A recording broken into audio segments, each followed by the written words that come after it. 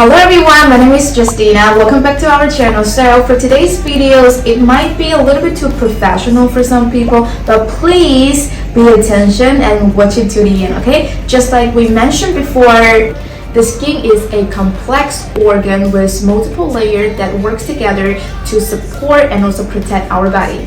The skin has basically three layers: epidermis, dermis, and hypodermis.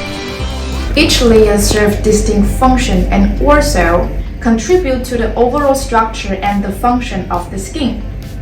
The epidermis is the outermost layer of skin which provides a waterproof barrier and creates our skin tone.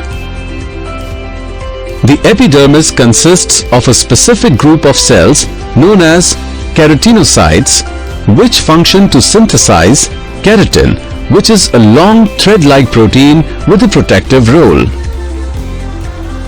The dermis is beneath the epidermis and it contains tough connective tissue, hair follicles, and sweat glands.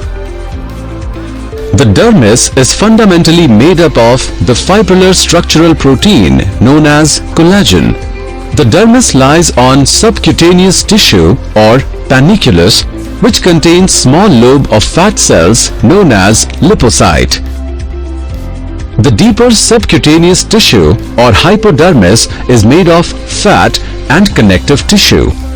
The color of skin is created by special cells called melanocytes, which produce the pigment melanin.